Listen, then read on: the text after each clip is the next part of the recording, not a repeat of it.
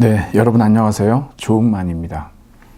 오늘 우리는 그 이웃 국가인 그 일본의 그 전통 종교이죠. 네, 신도에 대해서 한번 살펴보고자 합니다. 최근에도 그 논란이 계속 이어지고 있지만 한일 외교 관계는 상당히 그 답보 상태에 놓여 있습니다. 뭐 그 이유는 우리가 너무나 잘 알고 있죠. 우리가 이제 그 외교 현안과 관련해서 이러한 어떤 정말 대화가 거의 이렇게 단절된 상태에 놓일 수밖에 없었던 것은 뭐 당연히 우리가 이제 이 논의의 후반부에서 이제 그 원인에 대한 것들을 살펴보겠지만 우선 우리는 그 어떤 영토 문제인 뭐 독도 문제 최근에도 있었죠. 그리고 또 그 위안부 일본군 위안부 강제 연행과 관련된 문제라든가 그 다음에 이제 강제징용 문제라고 하는 거 이 세 가지가 이 한일 관계의 과거사와 관련된 대단히 아주 지난한 논쟁이기도 합니다. 하지만 우리는 이제 1993년도에 당시 관방장관이었던 이 고노의 고노 다마를 알고 있습니다. 거기에서 일본군에 의해서 위안부가 강제로 동원되었다라고 하는 사실을 이제 인정을 했죠. 네, 일본 내에 극우 세력의 거센 반발이 있었습니다. 하지만 2년 뒤인 95년도에는 총리인 무라야마가 이제 담화를 내놓습니다. 일본의 어떤 침략 전쟁에 대해서 또 식민 지배에 대해서 사과하고 그래서 그 이 부분에 대해서도 이제 자민당 내에 이제 극우 세력들이 이제 좌시하지 않겠다라고 그래서 이제 우리는 이제 그걸 겪어 왔지만 여기에서 이제 그 자유주의 사관이라고 하는 학설을 가지고 들어와서 이미 우리는 이제 많이 접하고 있습니다만 이 과거사에 대한 어떤 전반적인 부정이죠. 그냥 아전인수격인 그러한 사관이라고 할 수가 있는데 마치 이런 데서 보면 저는 어떤 포스트 모더니즘 역사관을 보는 듯한 그런 느낌을 지울 수가 없는데요. 우선 침략 전쟁을 부정합니다. 이것은 백인의 서양, 백인의 지배로부터 아시아를 해방시킨 해방전쟁이다라고 하는 거. 그리고 난징 대학살이라든가 위안부에 대한 강제 연행에 대해서도 인정하지 않죠. 더구나 이제 이런 그 식민 지배에 대해서 우리는 이제 스탈론의 입장에 있지만 여기서는 이제 뭐 근대화론을 주장을 하는 것이죠. 여러분이 잘 알고 있는 뭐 낙성대 연구소에서 반일 종족주의라고 하는 뭐 그러한 이제 주장들을 하고 있습니다만 놀라운 사실은 뭐냐면 그 자민당 내의 극우 세력의 주장하고 거의 흡사하다라고 하는 것이죠. 그래서 일본이 이러한 과거의 어떤 침략 전쟁이나 식민 지배에 대해서 또 사과하는 문제를 무엇이라고 하냐 그러면 이것을 이제 자학사관적 태도다. 그리고 이런 부분들은 일본의 어떤 진보 세력이 만들어낸 것으로서 이것에 대해서는 정치적 행위니까 받아들여서는 안 된다라고 하는 이걸 이제 자유주의 사관이라고 얘기를 하거든요. 쉽지 않은 문제입니다. 우리는 이제 여기에 대해서 정부에서 단호한 입장을 가지고 있고 이 모든 문제는 결국 천황제로 연결이 될 수밖에 없고 우리가 이 천황제가 도대체 언제부터 시작이 됐고 이것이 왜 여전히 문제이고 그리고 앞으로 일본이라고 하는 이웃 국가가 어떤 그 동아시아의 주변국들은 물론이고 국내 정치 내에서도 어떤 민주주의의 위기를 더 가속화시킬 것인지 아니면 좀 더 이제 미래지향적인 어떤 외교 관계로 나아갈 것인지에 대해서 그 걸림돌로 작용하고 있는 것들이 무엇이고 그것을 어떻게 적절하게 일본 극우 세력이 활용하고 있는지에 대해서도 우리가 좀 살펴봐야 한다는 겁니다.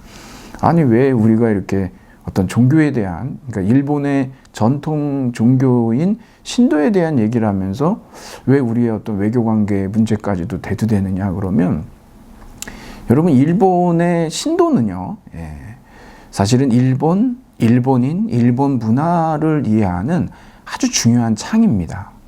그래서 우리가 신도를 통하지 않고서 일본을 이해했다라고 하는 것은 어불성설이라는 얘기죠. 그래서 제가 그 시작 이 서두에 여러분에게 이러한 어떤 한일 외교 문제에 대해서 말씀드리는 이유도 사실은 신도를 통해서 우리가 이제 천황제의 문제점까지 가보도록 그렇게 하겠습니다. 그래서 여러분들이 정말 사실 일본의 어떤 민중들은요, 일본의 제국주의자들에 의해서 이용당한 겁니다.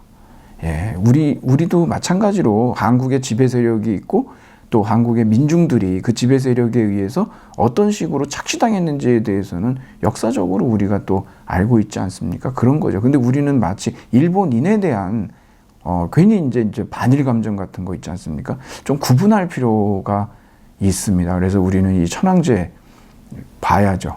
그리고 이것은 신도와 아주 직결되는 문제이기 때문에 이제 그 역사적 연원부터 한번 살펴보도록 그렇게 하겠습니다. 그러면 이제 여러분, 우리가 여러분께 제가 나눠드린 안내문을 좀 보면은 일본의 이제 민족 신앙이자, 이거 이제 일본의 어떤 민족주의가 이 내셔널리즘이 가능할 수 있었던 거, 이거 잘 활용한 거거든요, 이 신도를.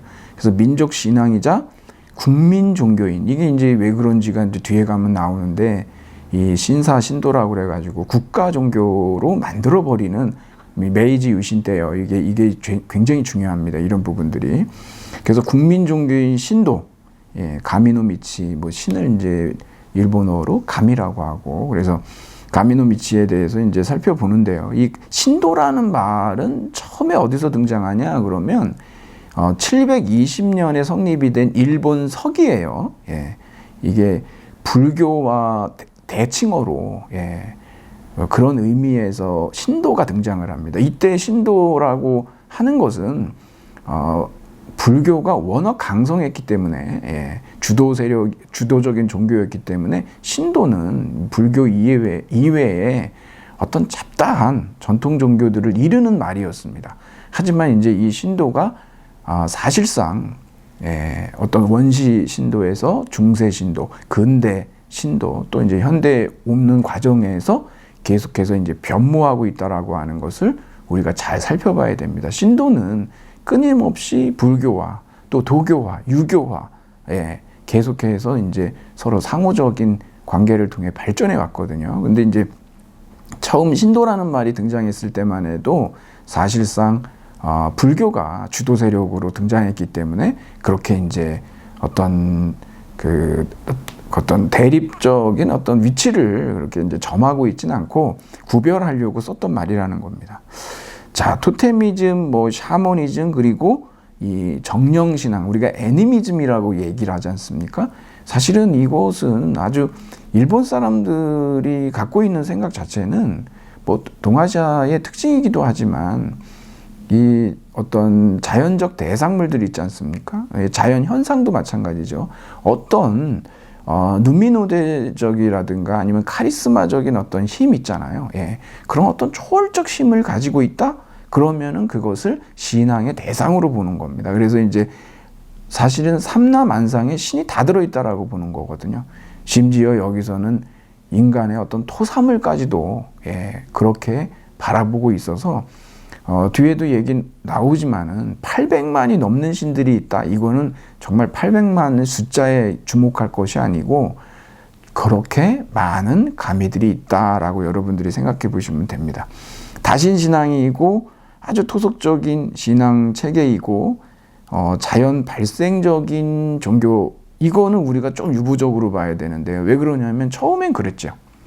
하지만 이 신도는 나중에 메이지 유신을 통해서 국가 종교가 됩니다. 그러니까 이게 자연 발생적이라고 그렇게 어떤 순수한 의미로 받아들일 수는 없습니다. 그렇기 때문에 이 신도의 성격 변화에 대해서 일본 종교사를 통해서 우리가 정확하게 그 어떤 정체성을 규정하고 들어갈 필요가 있는 것이죠. 그래서 그래서 가미의 길, 신토라고 하는 거죠. 근데 19세기 말에 근대 천황제에 이르러서 국가 신도로 되고, 그래서 일본 군국주의 국가 이데올로기인 종교적 민족주의 천황교로 이어집니다. 그랬죠, 제가. 여러분, 여기 제가 천황교라고 써놨죠. 왜 그러냐면 천황제라고 하죠. 근데 여러분, 일본 사람들은요, 천황은 살아있는 신이에요. 살아있는 감입니다. 뭐 인간이면서 신이죠. 이건 뭐 거의 다른 기독교로 보면은 뭐 완전한 신이면서 완전한 인간이다 이렇게 되면 양성론으로 해서 거의 이건 메시아 수준이란 말이에요. 그래서 이게 원시 신도에서만 해도, 신도만 해도 사실상은 어떤 그런 자긍심이 있었겠죠. 그런데 이게 근대 천황제로 오게 되면 어떤 문제가 생기냐 그러면은 일본 민족 이외의 타민족은 열등하다라고 하는, 이거 굉장히 위험한 사상이지 않습니까? 국가 이데올로기로 들어오면서 메이지 유신 이후에 국가가 이런 신도를 관리하면서 국가 정부로 만들면서 사실상 전 일본인들을 어떤 살아있는 가미로서의 어떤 천황을 숭배하는 그런 종교인으로 그러니까 이것은 종교와 국가가 연합이 되어 있다라고 볼 수가 있겠죠. 이거 아주 심각한 문제고, 좀 지금은 그러면 아니냐. 지금도 여전히 일본인의 종교적 감수성 속에 이것이 남아있다라고 하는 것이죠. 그래서 지금 이 문제가 그렇게 쉽게 풀리지가 않는 겁니다. 이거 여기까지 우리가, 그러니까 일본인의 심성까지 들여다봐야 된다라고 하는 것이죠. 자, 그러면 여러분 우리가 한번 뭐 책으로 한번 가볼까요? 여러분 거기 교재 보면은 맨 위에 이제 이게 뭐가 있죠, 여러분. 이걸 우리가 도리라고 해요, 도리. 아마 여러분들도 뭐 가까운 일본이기 때문에 뭐 여행을 가셨던 경험도 있으시겠고, 그리고 뭐 지금은 뭐 팬데믹 상황이긴 합니다만, 뭐 저도 뭐 이렇게 잘은 모르는데 그래도 뭐 일본에 가면은 이제 신사를 한 번씩 보게 되죠. 이제 이 도리가 있는데 여러분들이 이 돌이 있는 일종의 이제 신사의 상징입니다. 그 입구에 있는 기둥인데 여러분들이 그 뒷장으로 넘어가 보시면은 교토 남쪽에 후시미 이나리 신사의 도리다 그랬죠. 여기 보면 여러분 후시 이나리 신사라고 하는 것은 일본이 이 신사들이 어떻게 되어 있냐면 본사가 있고 분사가 있어요. 여러분들도 우리 뭐 조계종 본원이 있지 않습니까? 그리고 그 조계종에 소속된 많은 사찰들이 있잖아요, 전국에. 그런 식으로 되어 있습니다. 그래서 요 이나리 신사는 여러분들이 이나리는 곡물의 여신이지 않습니까? 그래서 이 교토의 후시미 이나리 이 신사는요 아주 대사, 본사입니다. 그러니까 여러분들이 이게 그 본사와 분사, 그래서 신들의 네트워크가 이루어져 있다라고 생각하시면 됩니다. 아주 유명한 곳이죠. 속세와의 경계를 알리는 문이 있다. 우리나라의 사찰 같은 경우는 대부분의 아주 유명한 사찰들인 경우는요, 항상 다리가 있습니다. 아주 큰 사찰들은 다리가 2개가 있죠. 그래서 항상 그 물을 건너게 돼 있거든요. 그렇지 않은 데는 일부러 그 물길을 만들기도 합니다. 어떤 사바 세계하고 신성한 세계를 이렇게 건너는, 그래서 이제 마음을 이제 예를 갖추는 것이죠. 어떤 정화의 의미도 담고 있고요. 마찬가지입니다. 근데 이 신사 입구의 표시인데 여기 보면 여러분 글씨도 쓰여 있고 약간의 곡선도 들어가 있잖아요. 이게 왜 그러냐면 이게 불교의 영향입니다. 사실 신도는요, 어떤 교리도 없고 메이지 유신 때에 만들어지지만 그 전까지는요, 교리도 없고, 어떤 뭐 마찬가지로 지금도 그러지만 뭐 내세관도 없습니다. 현세 중심이거든요. 근데 이런 것들이 어떤 불교가 대단히 체계화된 종교지 않습니까? 그런 쪽으로부터 이 중세 신도 때에 영향을 받는 거예요. 예, 아까 말씀드렸듯이 뭐 그래서 이제 불교하고 신도가 그 하나로 융합되는 것이 있거든요. 이따 이제 나오겠지만 그런 과정들이 있고 나중에 또 분리시킵니다. 예, 이게 이제 신도를 키우기 위해서. 자, 다시 돌아오면 거기 이제 그 이나리 신이 있죠. 예, 농경의 신이고 예, 여우 형상이다. 자, 곡물의 여신이다. 네, 아주 그 말씀드린 바와 같이 신도에서는 예, 모든 자연물들, 자연 현상들 예, 이런 것들이 다 애니미즘적 그러한 차원에서 어떤 신으로 떠받들어지는 존재라는 것이죠. 일본인이 받드는 전통 신앙이다. 그러면서 여기 나오죠. 일본 군국주의, 초강성 민족주의의 이념이 된 이념의 근간이 된 것도 신도다. 예, 국가 신도로 천황제를 이용했던 겁니다. 천황제를. 그 일본 사람들에게 이제 뭐 종교에 대해서 물으면은요, 뭐 종교가 없다라고 하는 사람들이 대부분인데, 근데 이제 그거를 액면 그대로 받아들일 수는 없습니다. 여러분들이 앞으로 이제 내년에도 마찬가지겠지만 새해 초에는 신사나 절 이런 데 가서요, 하스모우대라고 하는데, 그래서 많이들 가가지고 어떤 무병장수 뭐 이런 거 있지 않습니까? 뭐 병도 없고 뭐 재난도 없고 이런 것들을 다 빕니다. 기원하거든요. 예, 이런 게 팬데믹 상황에서도 마스크를 쓰고 정말로 많은 인파가 몰리는 걸 알 수가 있습니다. 여러분들도 양력으로 이 새해 초에 일본에서 이제 이러한 그 하스모대가 이제 있는 그 행사가 있는 것을 한번 여러분들도 주의 깊게 보시면 이게 이제 일본 사람들이 어떤 종교적인 교단이라든가 뭐 어디에 소속됐다 이런 것들에 대해서는 그렇게 강하게 얘기하지 않지만 일본인의 기본적인 그러한 종교적인 감수성 속에는 바로 이 신도라고 하는 거, 그러니까 모든 어떤 자연물, 자연 현상에 대해서 신으로 숭배하는 그러한 감수성이 있다라고 하는 걸 우리가 확인할 수가 있을 겁니다. 그래서 여러분들이 이거 신도를 이해해야 일본이 보인다. 예, 아주 일본이 보인다. 예, 일본을 이해하는 하나의 중요한 창이라는 겁니다. 뭐 하늘도 바다도 바람도 뭐 산천 초목도 여러분 지진도 마찬가지입니다. 그래서 항상 뭐 새로 집을 이사 가거나 아니면 집을 새로 지으려고 하면 토지신한테 이제 뭐 우리도 뭐 차 사면은 그 뭐 그런 거 하지 않습니까? 뭐 액마기도 하고 그러듯이 다 남아 있는 겁니다. 지금도 800만 가미가 있다. 그만큼 뭐 많다는 뜻이고 거의 인도보단 못하지만 그래도 버금갈 정도의 가미들이 있다라고 하는 것이죠. 그래서 이거 넘어가 보면 정령 숭배의 기원을 둔 종교이다. 그런데 여러분이 이게 일본 신도에 대해서 그 일본의 많은 학자들이 일본의 고유한 전통 종교다 이런 얘기를 많이 쓰는데 그건 정확한 말이 아닙니다, 여러분.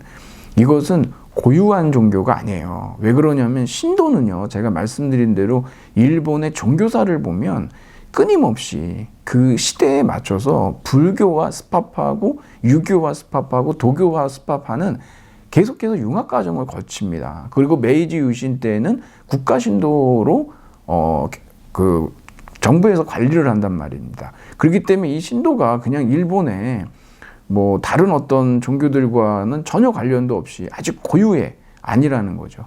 그냥 그때 그 시대에 뭐 어떤 백제로부터 이제 뭐 불교를 받아들이고 그런 과정에서 이제 어떤 변모를 겪고 이런 식으로 해서 계속 모습을 달리했다라고 생각해야지, 뭐 아주 그냥 그 원시 신도가 아무런 변화도 없이 지금까지 남아있는 식으로 이해하셔는 안 되고, 고유하다라고 보기보다는 그냥 일본의 아주 특수한, 뭐 그러한 전통 종교다 이런 식으로 이해해야 된다는 거죠. 고유성으로 계속 가게 되면은 이게 또 천황제하고 또 연결이 되고, 그것이 일본이 어떤 이웃 나라들과의 미래지향적인 관계에 엄청난 걸림돌로 작용하고 있을 뿐만 아니라 이것은 일본의 어떤 뭐 민주주의에도 굉장한 해가 되는, 이 문제 어떻게 할 거냐가 사실 큰 과제일 일 수밖에 없다는 거를 마지막에 좀 말씀드리죠. 자, 신도의 유래가 있는데 네, 여러분하고 한번 이걸 좀 살펴보겠습니다. 모든 가미는 한결같이 중요한 것은 아니다 그랬어요. 이 신도가 여러분 이게 건국신화가 있습니다. 신도. 예, 이것도 여러분들이 미리 제가 말씀을 드리자면 여기에 보면은 우리가 이제 키키라고 얘기하는데 고지키, 니온 쇼키 그래서 키키라고 하지만 이게 이제 고사기, 일본 서기를 얘기하는데 이것들이 언제 성립이 됐느냐를 봐야 되거든요. 우선 여러분 이 고사기는 712년 예, 이거 기원 후입니다, 여러분. 그 다음에 이 일본 서기는 그로부터 8년 뒤죠. 720년이에요. 여러분들이 이제 그 밑에 내려가 보시면은 최초의 일본 천황이 누구냐 그러면은 여기 이제 진무천황으로 이렇게 나오잖아요. 예. 이런 과정들을 여기서도 언급이 되지만 이거 역사적인 사실로 보시면 안 된다는 거예요. 이거 역사적 사실하고 상관이 없습니다. 일종의 이런 것들을 통해서 어떤 정권의 어떤 정당성, 어떤 그 천황의 어떤 그 혈통적인 신성성 이런 것들을 만들어내기 위해서 이런 작업들을 거쳤다라고 하는 거를 제가 이제 말씀을 드리겠습니다. 우선 그 과제를 보시면 거기 1번 보면 일본 최초의 관편 역사서 이거 국정교과서 같은 거예요. 그래서 이제 720년에 일본 서기 그리고 천황과 소수의 문인들끼리의 작업인 고사기에 등장하는 만들어진 정치 신화입니다. 이거 예, 만들어진 겁니다, 여러분. 이거 역사적인 사실이 전혀 아니라는 걸 알고 계셔야 되죠. 왜 이게 정치 신화냐 그러면 이게 바로 천황 신화예요. 예, 천황이 누굽니까? 살아있는 신이라고 그랬죠. 감이라고. 예, 이건 뭐 그러니 살아있는 신이 다스리는 일본은 다른 나라들하고는 기본적으로 차원이 다르다라고 하는 이게 잘못 가면 이제 자민족 우월주의에 빠지는 거예요. 네, 이게 문제라는 것이죠. 그래서 이제 여기 신도 신화에서 일본 국토 창조 신화에 등장하는 이제 남매신이 있습니다. 제가 여기도 말씀드렸지만 부부이면서 남매예요. 이자나기와 이자나미 그랬는데 이자나기가 남신이고 이자나미가 여신인데 이게 남매고 부부입니다. 근친상간이라고 우리가 보통 얘기를 하죠. 여러분들 다른 나라의 어떤 그 신화나 이런 데서도 많이 나오지만 그리고 보통의 이제 왕족들은 근친상간을 많이 합니다. 그러니까 일반 사람들에게는 그렇지 않다 하더라도 왕족들은 그렇게들 많이 하죠. 근데 일본 열도를 이렇게 만드는 과정이 있는데 여기 보면은 창으로 걸쭉한 진흙물을 찍어 올려가지고 그 물이 떨어져서 일본의 여러 섬이 되었다 그랬는데 정확하게는 이게 아니고요. 처음에 이제 물이 하나 떨어져가지고 하나의 섬이 만들어집니다. 근데 그 섬이 일종의 뭐 우주의 중심 같은 거예요, 이게. 예, 멀시아 엘리아데가 그런 얘기를 하거든요. 이것을 중심으로 해서 이 두 남매 신이 이제 여기 이제 이자나미가 이제 그때부터 출산을 합니다. 예, 그 일본 땅을 여덟 섬을 갖다가 출산을 해요. 그 외에도 수많은 신들이 있지 않습니까? 가미들을 출산을 하는데 이 출산을 하다가 어떤 일을 겪냐면은 불의 신을 출산하다가 화상을 입어서 아주 그냥 뭐 거기 진짜 그렇게 나오는데 막 그냥 뭐 대소변을 하고 죽었다라고 이렇게 나오거든요. 그래가지고 이제 이 이자나기가 이 황천에 있는 이자나미를 만나러 갑니다. 이거 좀 비슷하죠? 그 내용도 좀 그런데 이 오르페우스 이야기가 있어요. 오르페우스가 에우리디케가 죽어가지고 하데스에 갔는데 오르페우스가 이제 하데스에 가서 구해오려고 하다가 결국은 돌아보지 말라고 그랬는데 돌아보는 바람에 완전히 이제 만날 수 없게 되는. 그래서 이제 오르페우스가 이제 지옥에 갔다 온 과정들이 있잖아요. 근데 여기서도 마찬가지예요. 이자나미가 그리워서 황천에 갔는데 불을 켜지 말라고 그랬는데 거기서 불을 켜서 본 겁니다. 그랬더니 이자나미가 이미 죽은 지 오래됐고 온몸이 그냥 다 망가져 있고 구더기가 끓고 그러니까 아주 그냥 정이 뚝 떨어지더랍니다. 예, 그래가지고서 거기에서 이제 이 황천에서 나오는데 이자나미가 이제 너무 실망을 했겠죠. 그래가지고 본인이 뭐 하루에 1000명씩 죽이겠다라는 얘기를 하니까 이자나기가 그럼 나는 하루에 1500명씩 낳겠다. 뭐 이런 식으로 얘기해가지고 결국 많이 출생도 하고 많이 죽기도 한다라고 하는 그런 얘기들이 있는 것이죠. 근데 이때 여러분들이 좀 중요하게 보셔야 되는 게 뭐냐면 이자나기가 이제 황천에서 나와요. 황천에서 나오니까 온몸이 어떻게 되겠습니까? 굉장히 지저분하게 돼 있겠죠. 그래서 이 정화의식을 하거든요. 이것이 여러분들이 보통 우리가 신사에 가면 기본적으로 이제 뭐 손을 씻고 뭐 코를 씻고 입을 씻는 그러한 어떤 과정들이 있습니다. 예, 그 이후에도 이제 기본적으로 뭐 2배하고 뭐 2번 박수를 치고 또 1배하는 그러한 어떤 의식들이 있거든요. 정화 의식이 여기서부터 나온 건데, 그래서 이제 이자나기가 이제 왼쪽 눈을 씻으니까 이게 아주 제일 유명한 태양의 여신, 해의 여신 아마테라스인데, 이 아마테라스가 이제 출생을 하게 되는 것이죠. 이런 정화 과정 속에서 이렇게 출생하거든요. 이 아마테라스가 이 손자를 이 니니기라고 하는데 손자인 니니기를 이제 지상으로 보내요. 그래서 이제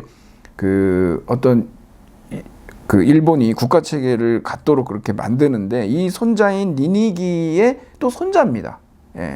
이 손자가 최초로 그 손자의 증손자가 최초로 일본 천황이 되는 것이죠. 그래서 이게 이제 그 진무 천황, 덴무 텐노가 되는데 제1대 천황입니다. 이거 역사적으로 아니라고 그랬죠, 여러분. 이건 그냥 신화입니다, 신화. 역사성이 하나도 없습니다, 이게. 여하튼 이렇게 이러한 어떤 천황의 어떤 혈연적인 신성성, 그리고 어떤 천황의 지배의 정당화를 위한 하나의 이데올로기로서의 신화를 만들어낸 겁니다. 그래서 이제 일본의 어떤 건국신화, 그리고 어떤 천황의 신성한 혈통, 이런 것들을 여기서 이제 얘기를 하는 것이죠. 그래서 기원전 660년에 왕위에 올랐다 뭐 이러고, 근데 역사적 사실과는 무관하다. 그리고 천황의 가계는요, 우리가 뭐 끊긴 적이 없고, 천황의 가계는 끊긴 적이 없고 지금까지도 계속해서 이제 천황이 이제 이어져 내려오고 있다라고 하는 거. 그러니까 그 천황은 아마테라스 신의 직계손이고 살아있는 감이니까 당연히 살아있는 신이 다스리는 나라는 위대할 수밖에 없다라고 하는 그러한 어떤 그 일본인들의 어떤 자부심이 이것으로부터 이제 연원한다라고 하는 걸 우리가 알 수가 있죠. 하지만 이거는 여러분 사실상 근대 천황제라고 하는 것은요, 이게 그 메이지 시대가 이게 이 국가 신도로 만들면서 만들어낸 국가 이데올로기라고 하는 것을 우리가 잊어서는 안 되죠. 하나만 더 보고 2부로 넘어갈 텐데, 여러분 이번에 보면은 천손 강림 신화 있지 않습니까? 제가 말씀드렸던 천손인 니니기가 내려온단 말이에요. 이 기기신화, 이렇게 고사기 일본사기 얘기했죠. 일본서기. 여기에 1대 천황이 누구냐? 제가 여기 말씀드린 대로 진무 천황이고 천황과의 조상신이자 수호신으로 지금 2세 신궁에 모셔져 있죠. 신궁이라고 하면 항상 천황과 관련이 있어요. 메이지 신궁, 2세 신궁 그러면 다 천황과 관련이 있습니다. 그래서 2세 신궁에 모셔져 있는 태양신 성격의 여신 누구라 그랬습니까? 아마테라스라고 그랬죠. 내궁에 있습니다. 외궁에 있지 않고. 그래서 여기에 이제 심지어는 일본 사람이라면 죽기 전에 한 번은 꼭 2세 신궁을 보통 2세 대신궁이라고 얘기를 하는데요. 2세 신궁을 방문해야 된다라고 할 정도로 그렇게 이제 홍보를 대단히 많이 하고 있는 것이죠. 그래서 여러분들이 이러한 천손 강림 신화라고 하는 것도 이것도 만들어진 정치 신화라고 하는 것을 여러분들이 꼭 기억해 주시기를 바라겠습니다. 그러면 잠시 후에 2부에서 뵙도록 하겠습니다.